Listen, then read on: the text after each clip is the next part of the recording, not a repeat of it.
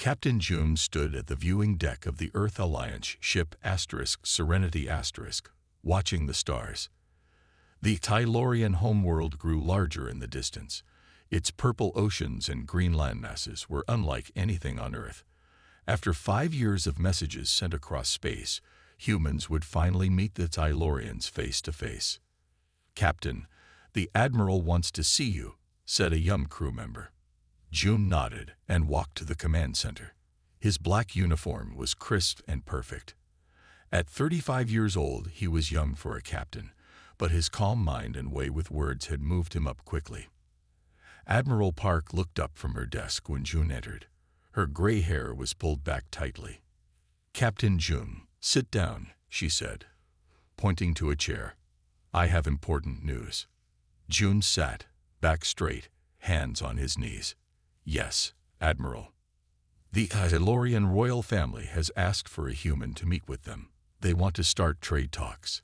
The Admiral pushed a folder across the desk. "You will be that human." June's eyes widened. "Me, but there are more senior." "You speak well. You stay calm. You think before you act," said the Admiral. "The Tylorians are very smart and very proud. We need someone who won't make them angry." June picked up the folder. Inside were pictures of tall, blue-skinned aliens with 4 arms and large, dark eyes. They wore clothes that seemed to shine like metal that flow like water. "They are very different from us," the Admiral said. "Their ways are not our ways. You must be careful." "I understand," said June. "When do I meet them?" 2 days. Their royal ship will dock with ours. You will go aboard with Lieutenant Mina as your helper." As if on cue, the door opened and Lieutenant Mina walked in. She was shorter than June, with short black hair and quick, bright eyes. She bowed slightly. "Captain June, I studied the Tylorians for 3 years," she said. "I will help you understand their customs." Later, in the ship's library, Mina showed June everything she knew about the aliens. "They live for 300 years, she said, showing pictures on a screen. "They can see colors we cannot. They think in patterns we find hard to follow." June looked at images of the royal palace, a huge building of crystal and light. "What about the royal family?" he asked. "King Tak and Queen Sora have ruled for 50 years. They have 1 child, Princess Yora." Mina showed a picture of a slim Tylorian with darker blue skin than the others. "The princess studies science. She has shown interest in humans." "That's good," said June. "We need someone on their side." For the next 2 days, June studied hard. He learned Silurian greetings. He practiced their formal bow. He memorized the trade goods Earth wanted to offer. On the morning of the meeting, June stood in his quarters, looking at himself in the mirror. The future of Earth-Silurian relations might depend on him. The thought made his stomach tight. His computer beeped. "Captain," said a voice, "the Silurian royal ship has arrived. They are ready to dock." June took a deep breath. "Tell them we are ready to meet." He met Mina in the hallway. She carried a small case with Earth's gifts for the royal family. "Remember," she said quietly as they walked to the docking area, "do not speak until spoken to. Do not touch them. Do not stare at their 4 arms." "I studied the rules," June said. The ship shook slightly as the Tylorian vessel connected with theirs. Great doors slid open, revealing a tunnel of light connecting the 2 ships. "Ready?" asked Mina. June nodded, though his heart beat faster. "For Earth," he said, and stepped forward into the light, not knowing that his life, and the future of human-alien relations, was about to change forever. Captain June and Lieutenant Mina walked through the light tunnel into the Tylorian ship. The air smelled like sweet flowers and something June could not name. The walls glowed with soft blue light. 4 Silurian guards waited for them.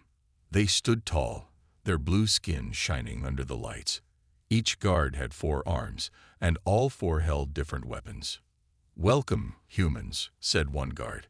His voice sounded like water running over stones. "I am Head Guard Lox. Follow me to the royal welcome room. June bowed the way Minna had taught him, bending at exactly 45 degrees. We thank you for your welcome, he said carefully. The guards led them down long halls made of what looked like crystal. The floors were so clear that June felt like he was walking on air. He could see stars below his feet. Don't look down too much, Minna whispered. It's rude in their culture. June lifted his eyes. The hallway opened into a huge room with a ceiling that seemed to touch the sky. Strange plants grew from pots that floated in the air. Music played from nowhere. Wait here, said Guardlocks. The royal advisors will come soon. When the guards left, Minna moved close to June. Remember, they have different ideas about personal space. They might stand very close to you. Don't step back, it shows fear. June nodded. Anything else I should know? Their language can be tricky. Sometimes they say the opposite of what they mean as a test. Before June could ask more, 3 Silurians entered the room. They wore shiny clothes that changed colors as they moved. One stepped forward. I am Royal Advisor Kel, he said. You are the human chosen to speak with our king and queen. Yes, said June with another bow. I am Captain June of Earth Alliance, ship Serenity *. This is Lieutenant Minna, my cultural guide. The advisors looked at each other. One made a sound like bells ringing. Is something wrong? Asked June. You are very small, said Advisor Kel. We expected humans to be larger. June kept his face calm. We may be small in size, but we are large in friendship. The advisors seemed pleased with this answer. They led June and Minna through more crystal halls to a room filled with small tables. On each table sat strange objects. Some looked like toys, others like tools. Before you meet the royal family, you must learn basic customs, said Advisor Kel. He pointed to the tables. These will help you understand. For the next 2 hours, the advisors taught June and Minna about Silurian ways. They learned how to eat, with third hands only, how to show respect, by blinking slowly, and how to express thanks by touching one's forehead. June tried hard to remember everything. His head felt full and heavy by the end. You learn quickly for a human, said one advisor. But there is still much you do not know. We are ready to learn more, said June. Advisor Kel looked at a device on his wrist. It is time. The royal family will see you now. They walked to the biggest doors June had ever seen. They were made of a dark blue metal with symbols carved into them. These are the rules of royal meeting, explained Advisor Kel, pointing to the symbols. Very important. June tried to study them, but there were hundreds. What do they say? He asked. Too many to explain now, said Advisor Kel. Just follow our lead. The doors began to open slowly. Light poured out from inside. Remember, Minna whispered to June, bow low, speak only when spoken to, and keep your eyes down until told to look up. June's heart beat fast. The most important meeting of his life was about to begin, and he felt like he was missing something important. But it was too late to ask more questions. Enter, humans, called a deep voice from inside the room. The royal family of Zyloria welcomes you. June took a deep breath and stepped forward into the light, not knowing that a simple rule, left unmentioned, would soon cause the biggest diplomatic problem in human history. The royal meeting went better than June had hoped. King Tak and Queen Sora were kind. For aliens who ruled an empire of 50 planets, they asked many questions about Earth. They seemed truly interested in humans. Your planet has many resources we need, said King Tak. His 4 arms moved in a pattern as he spoke. And we have things you need. Earth is ready to be friends and trading partners, said June with a careful vow. Queen Sora made a sound like small bells. Advisor Kel told June this was laughter, a good sign. Our daughter, Princess Yara, studies human culture, said the queen. She wishes to meet you too. She will see you after you rest. June and Minna were shown to rooms made for human guests. The beds were too long but soft. The air was warm. June took a shower in water that felt like silk. "That went well," said Mina when they met later. "The king and queen like you." "I hope so," said June. "When do we meet the princess?" Mina looked at a small screen. "In 1 hour. A guard will take you to her special meeting room." "Me? Not you. The princess asked for just you. She wants to talk about Earth science." June felt nervous. The princess was important. What if he made a mistake? "Don't worry," said Mina. "Princess Yara is young for Xylorian, only 50 years old. She is more open to new ideas than her parents." 1 hour later, guard locks came for June. They walked through more crystal halls to a new part of the ship. "These are the princess's private rooms," said Locks. "She will meet you in her study." He pointed to a door with purple light around it. "Wait here. She will be ready soon." The guard left. June stood alone in the quiet hall. He looked at the purple door and remembered his orders. "I should wait for her to call me in," he thought. 5 minutes passed. Then 10. June began to worry. Had he come to the wrong place? Was the princess waiting? He checked the time. He was exactly on time. Maybe the princess was busy and forgot. Maybe she was already inside waiting. June decided to knock softly. He tapped the door 3 times. No answer came. "Perhaps she cannot hear me," he wondered. In human culture, it would be rude to enter without permission. But this was not Earth. June remembered that in some parts of the meeting guides, Silurians expected people to enter if they had been invited. "The princess did invite me," he told himself, "and I don't want to be late." He touched the door lightly. It slid open without a sound. June stepped into a large room filled with strange plants and glowing screens. "Princess Yara," he called softly. "It's Captain June from Earth." No answer came. June walked further into the room. The door on the far side was partly open. Blue light poured out. "She must be in there," thought June. He walked to the door and pushed it open a little more. "Princess, I'm sorry to." June stopped mid-sentence. His eyes went wide. In the center of a pool of blue water stood Princess Yara. Her 4 arms were raised above her head. Water ran down her blue skin. She wore nothing. Around her, small robots sprayed her with more water. It was a bath. A royal bath. And June had walked right into it. The princess turned. Her large eyes met June's. For 1 second, they stared at each other in complete shock.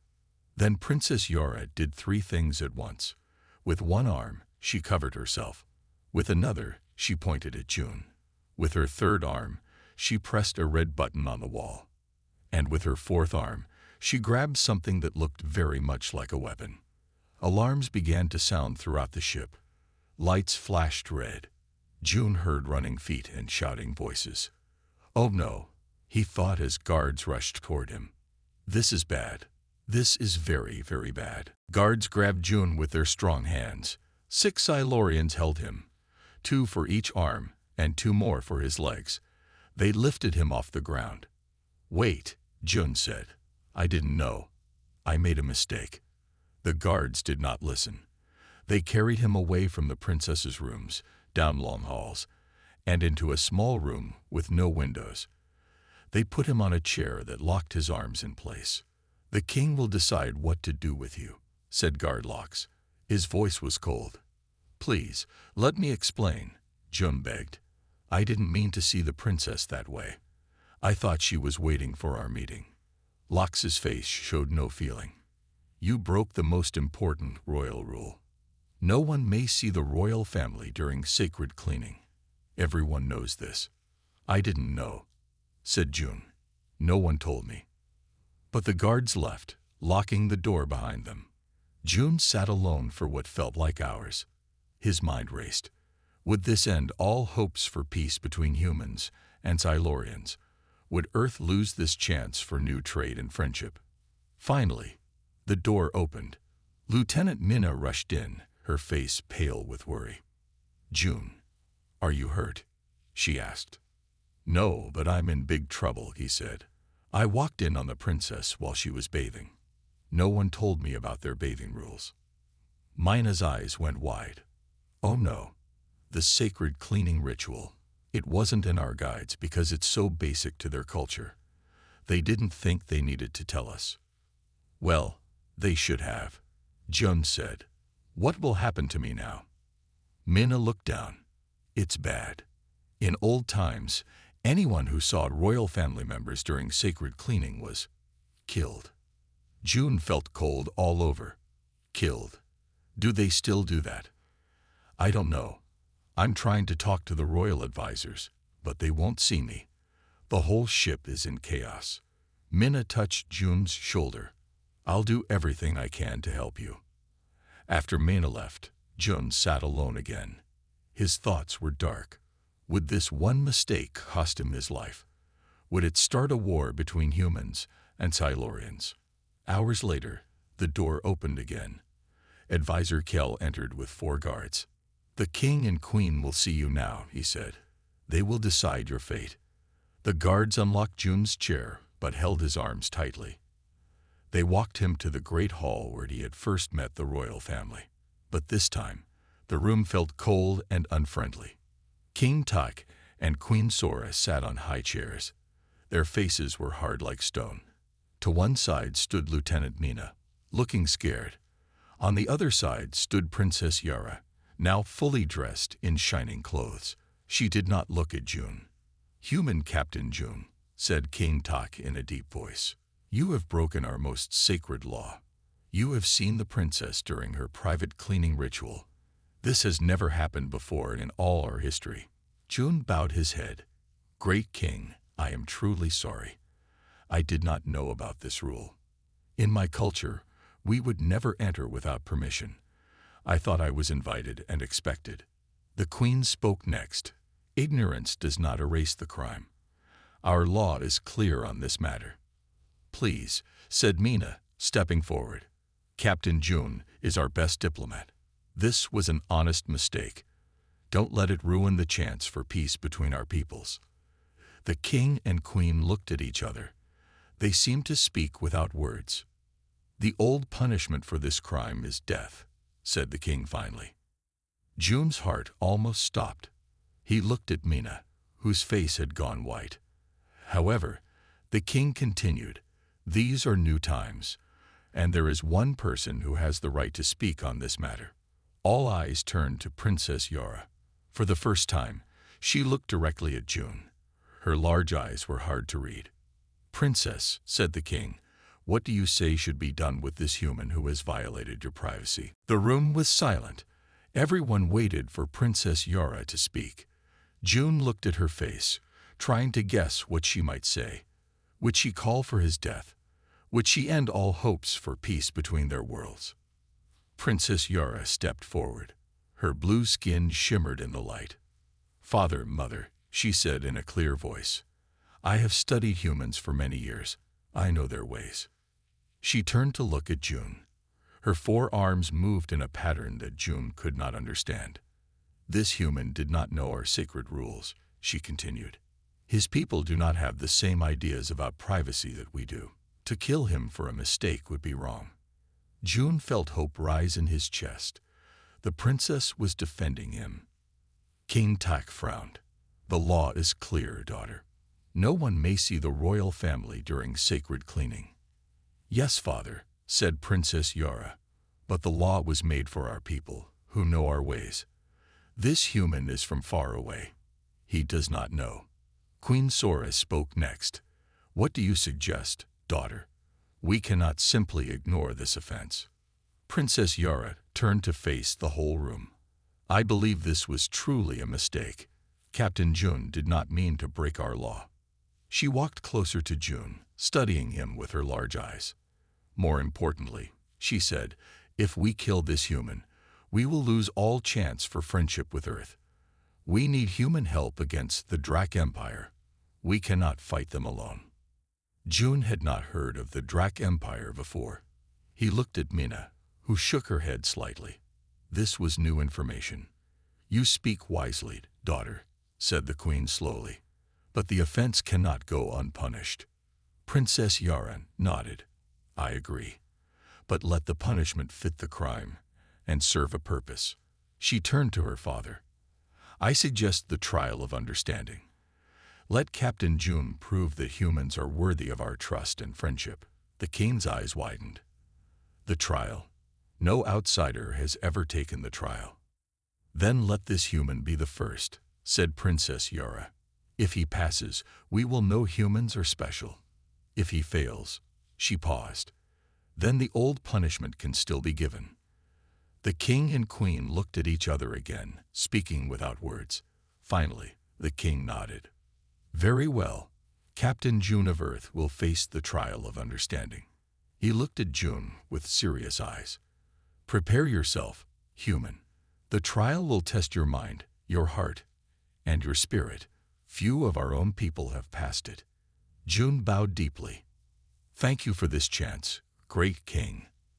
I will do my best. The guards took June back to his room, but this time they did not lock his arms. Shortly after, Lieutenant Minna came to see him. What is this trial? June asked her. Have you heard of it? Minna shook her head. No, but I'll try to find out. The princess saved your life, June. At least for now.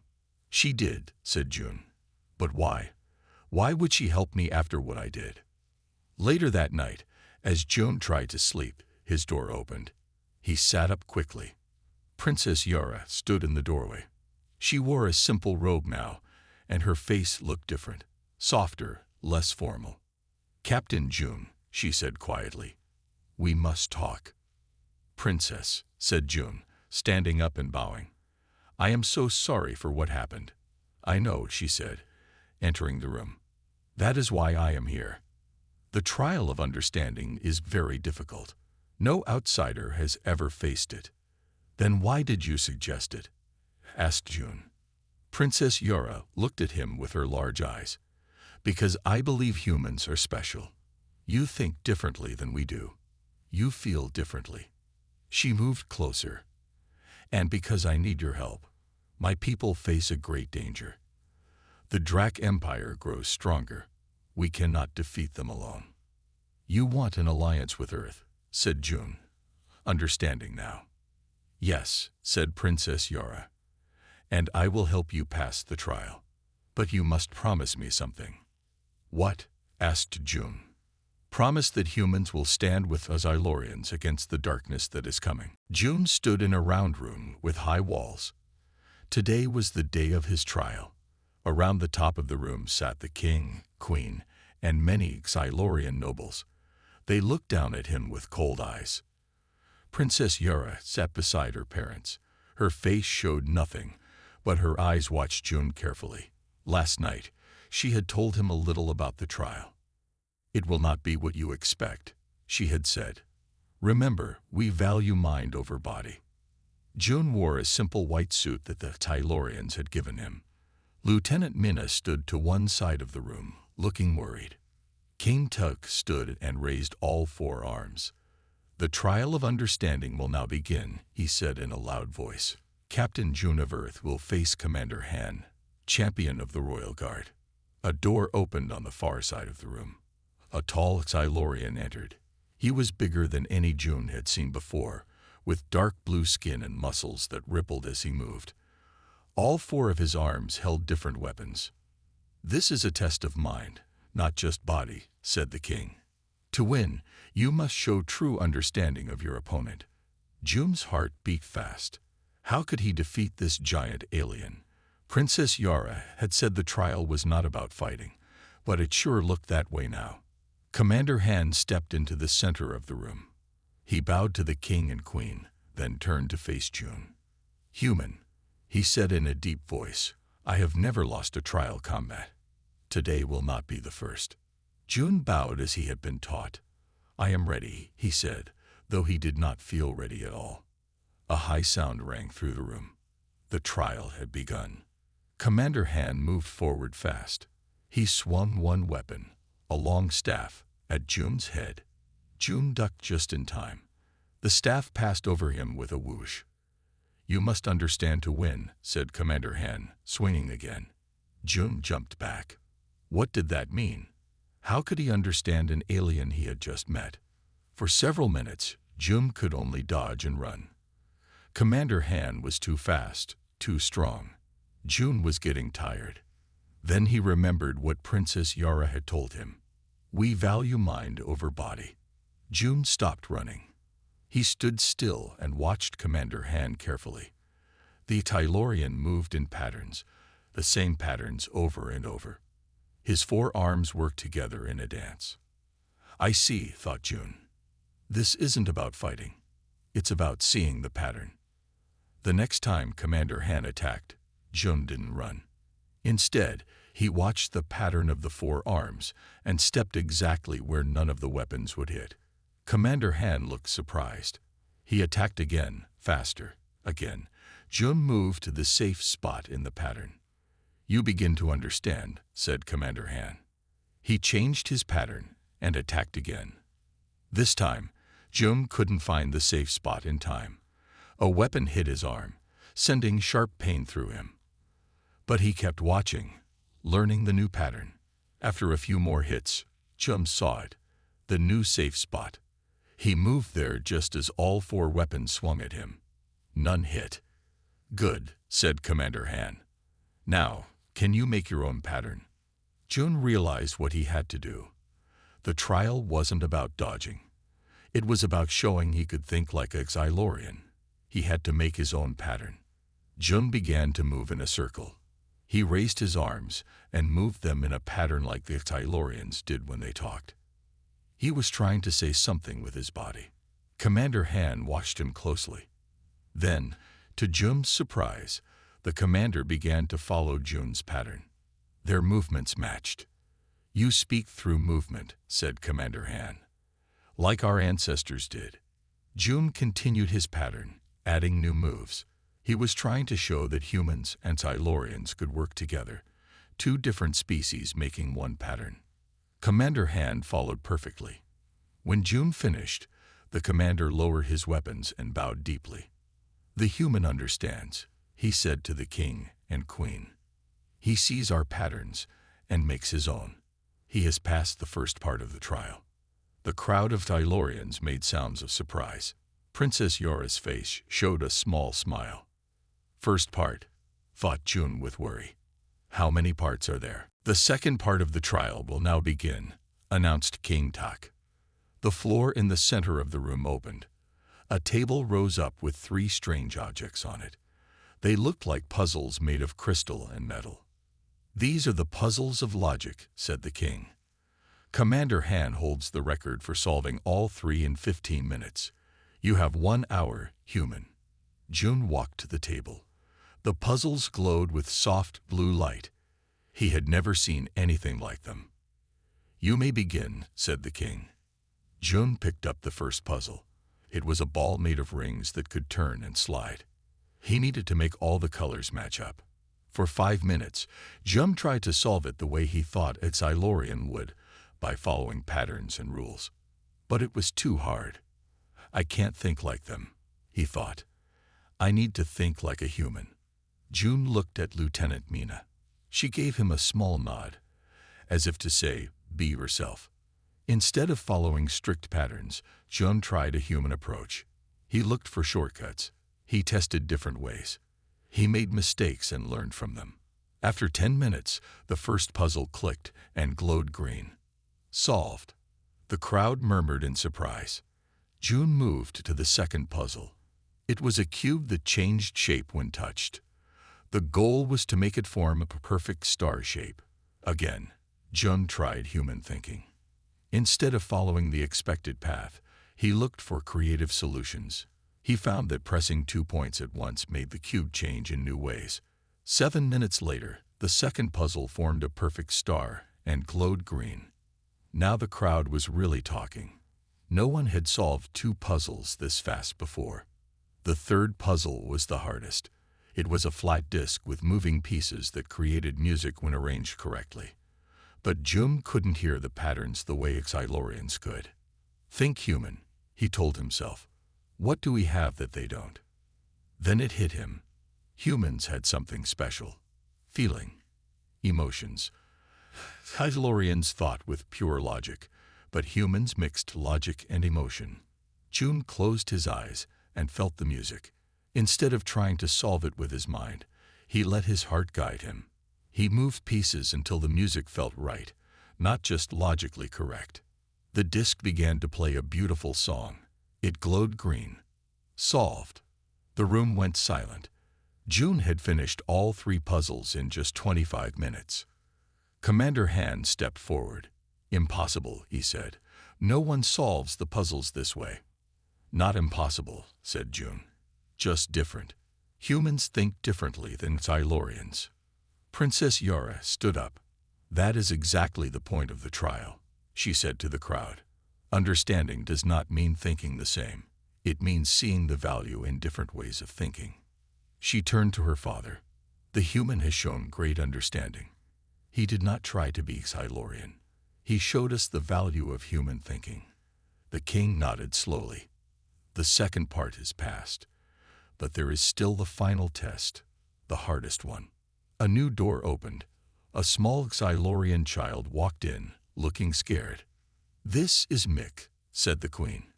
"He is lost in the puzzle of growing up. For 3 years, he has not spoken or connected with others. Many have tried to reach him. None have succeeded." June looked at the child. Mick stared at the floor, not looking at anyone. "Your final test," said the king, "is to connect with Mick. If you can get him to speak or respond, you passed the trial of understanding." June felt confused. How could he connect with an alien child who wouldn't talk to his own people? He looked at Princess Yara. She gave him a small nod, as if to say, "You can do this." June walked slowly toward Mick and knelt down to be at his level. The child still did not look up. "Hello, Mick," said June softly. "I'm very far from home, just like you seem to be. Would you like to hear a story about my world?" The entire room watched in silence as June faced his greatest challenge yet, reaching a mind that was close to its own kind. June sat quietly beside Mick on the floor. The Silurian child still would not look up. The room was silent as everyone watched. On Earth, June said softly, "We have oceans of blue water. But our sky is blue too. Sometimes it's hard to tell where the water ends and the sky begins." Mick did not respond, but June thought he saw the child's head tilt slightly. "We have animals called dolphins," June continued. "They swim in the water but breathe air like we do.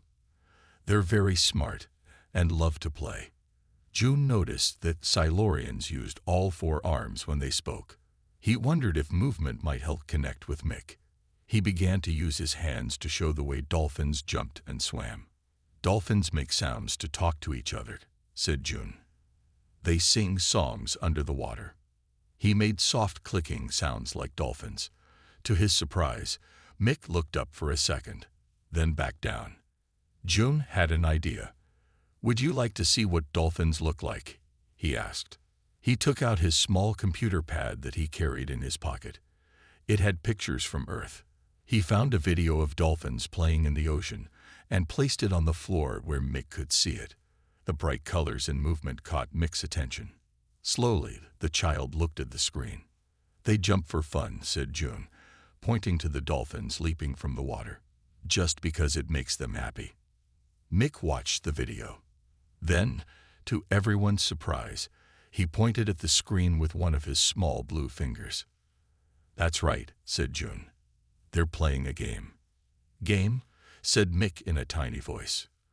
The room filled with gasps. The Silurian nobles stood up to see better. The king and queen leaned forward. "Yes, a game," said June with a smile. "Do you like games?" Mick nodded slightly. "Like puzzles?" "Yes, like puzzles.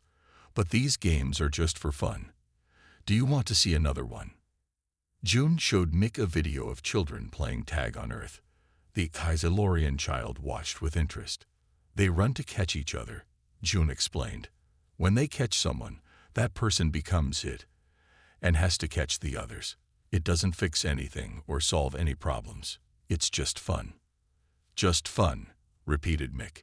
He looked at June directly for the first time. No purpose. June nodded. Humans do many things just for fun or because of how it makes us feel. Not everything needs a purpose. Mick seemed to think about this. Then he did something no one expected. He smiled. I like dolphins, he said. The room erupted in sounds of amazement. The king stood up and raised all 4 arms. The human has passed the 3rd test, he declared. He has reached a mind that was closed to us. Guards helped June to his feet. Princess Yara came down from her seat and stood beside him. Her eyes showed pride. You have passed the trial of understanding, said King Tak to June. No outsider has ever done this before. Queen Sora spoke next. You have shown us that humans think differently than Silurians. Your way is not our way, but it has value. Great value, added Princess Yara. Humans see what we miss. They feel what we cannot. The king nodded. The offense against our royal privacy is forgiven. More than that, we wish to learn from humans. We offer friendship and alliance. June bowed deeply. Earth will be honored by your friendship, great king. A royal feast will be held tonight, announced the queen, to celebrate our new alliance. As the crowd left the room, Princess Yara stayed behind with June. Mick had been taken away by his caretakers, but the child had waved goodbye to June. How did you know what to do? Asked Princess Yara. June smiled. I didn't, but humans understand feeling lost and alone. We know the power of connection and play. That is what we need, said the princess. The Drac Empire thinks only of conquest and power. They have no understanding of connection or feeling. That is why we cannot defeat them alone. She looked at June with new respect. Tonight, at the feast, my father will ask Earth to join us against the Drac. Will you support this alliance? I will, said June. But first, I think we need to improve our cultural understanding guides, especially about knocking on doors. Princess Yara made the bell-like sound of Silurian laughter. Yes, Captain. I think that would be wise.